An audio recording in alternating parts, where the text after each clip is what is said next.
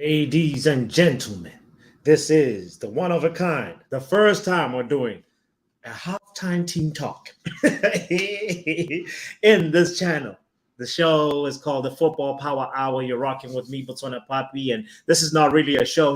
It's just a quick little check-in because I can't do a watch along today. So I just want to say a big shout out to you for tuning in. So I just wanted to say really quickly, all right? Really quickly. I was very stressed before before making this, before a few minutes ago. I was very stressed. I was just out here feeling like Manchester United might not make it through, might not secure the actual 3 points that we need. But you know what? We are 1-0 up. We are 1-0 up, and we have to just revel on that for a second because Crystal Palace is playing really well. Crystal Palace is out here doing amazing. And honestly, as a fan, sometimes we forget that a Premier League team, any Premier League team, is difficult to, let alone at that home ground. And Selhurst Park is a historic ground for like very tough results. So I can't blame the team for that, for this slow start, because been a really high tempo game. It's been a little bit frantic. The ball is moving from one end to the other, even though Manchester United has obviously had more final. It's been very compact and very resolute defending from Crystal Palace so far. But let's just talk about the fact that it's Wout Weghorst's debut, and for me, his moment came when Bruno scored that goal, because Weghorst actually freed up the space for Bruno. If you see how we actually scored that goal, there was a 1-2 exchange between Eriksen and Rashford on the left, and then Eriksen was able to just supply the ball to Bruno, who was just standing on the edge of the box, just right by the edge of the box, and then he entered the box and had a clean shot at goal and was able to put that ball in the top bin on the right because Wout Weghorst made that run. If you ever played a striker position, you will understand how important that run is, because without him running, there's a wall over there. There's just a body of players that are going to be very... Not that it's impossible. You could probably get a deflection or something, and then you. But the main thing that I also want to talk about is just how tactically the teams have been setting up. I really loved at the beginning, in the first 5 minutes, you saw how there was a little bit of a positional fluidity between Rashford and Bruno. And that was kind of interesting to see Rashford almost play, in a few phases of play, be like almost like a second striker. And they haven't really, Weghorst hasn't gelled with the team yet, and that's natural. That's fair. You don't expect that to happen straight away, and so it's a little bit of a process on both ends. I think like the team has to adjust to Weghorst, and Weghorst has to adjust to it. So far, we've only seen Luke Shaw deliver one good cross, and that cross was not actually an excellent cross. It was a little bit behind Weghorst, and he still managed to make contact with it and put it in a place that wasn't very far from the goal. So, woot! Beautiful stuff from you so far. I just want to say in the team talk, Wood, keep doing it. We need to, if only you could donate some speed, There was a little bit of a moment where he just ran out of acceleration, and you're like, come on. He's like he was still on first gear, like like when a car, when you're driving a manual transmission car and the first gear is just that was Wood's acceleration around the 25th minute. That was the chance that I was just like, come on, Wood, you can do it. But we have to be patient. I want to remind all my Manchester United friends that we have to be patient with Wood. And he's not necessarily a prolific goal scorer, but he's a fox in a box. And this time, the fox knew how to behave. So big shout out to Wood. Big shout out to Luke Shaw. Big shout out to Aaron Wan-Bissaka has been putting a padlock on the right. Nothing, no attacks at all.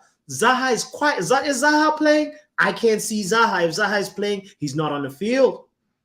He's definitely playing somewhere else, and that's credit to Aaron Wan-Bissaka and a little bit of the defensive duties, obviously, of Anthony on the right. But the Wan-Bissaka effect is real. I love it when Wan-B is out here showing that the Spider-Man can actually produce something, Big shout out to you all for tuning in, by the way. The show is the Football Power Hour. I see you, Eloise. I see you, Copano. I see you. Yo, you guys are amazing. Thank you for the lights. By the way, it's just a quick little halftime team talk. We're just talking about the match that is going on right now between Crystal Palace and Manchester United at Selhurst Park.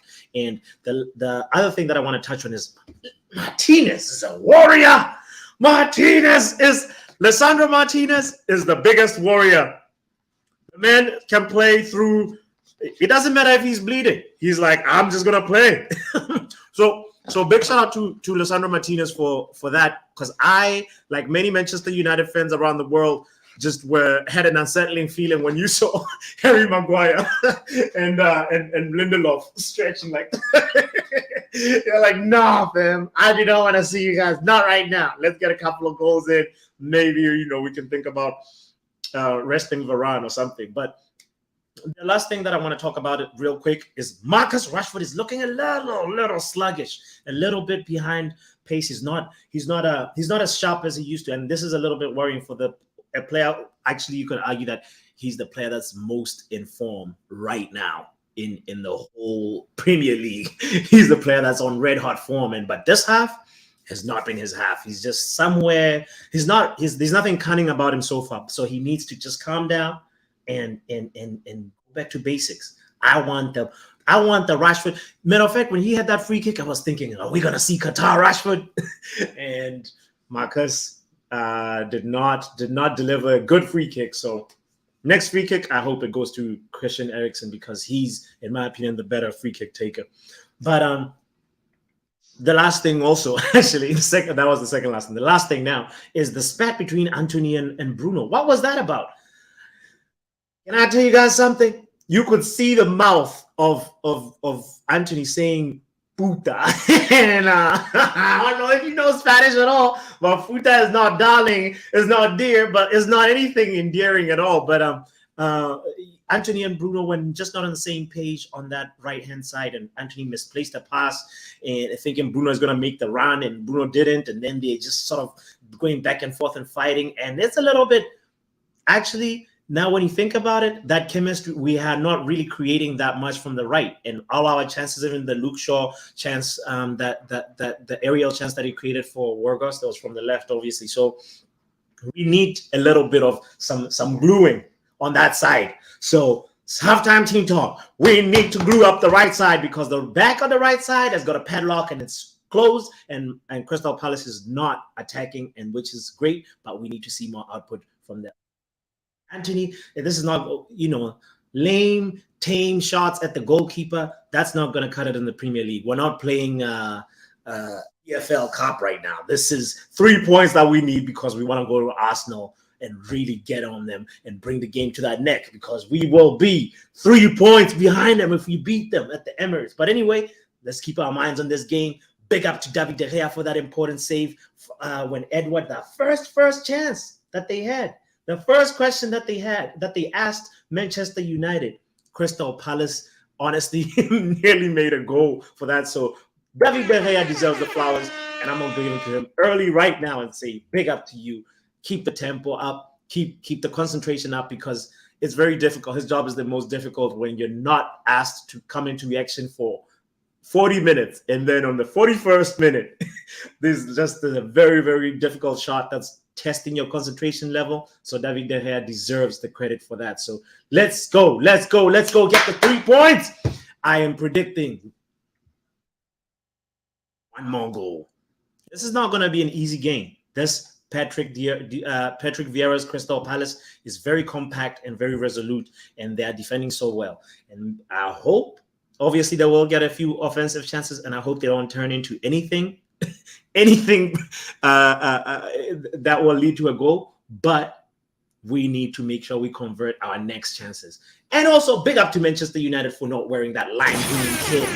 Don't you hate that lime green kit? I hate the lime green kit. Hit the like button. Subscribe if you haven't subscribed. The show is the Football Power Hour. I'm Botswana Papi. I'll see you when I do the review for the game a little bit later, because today,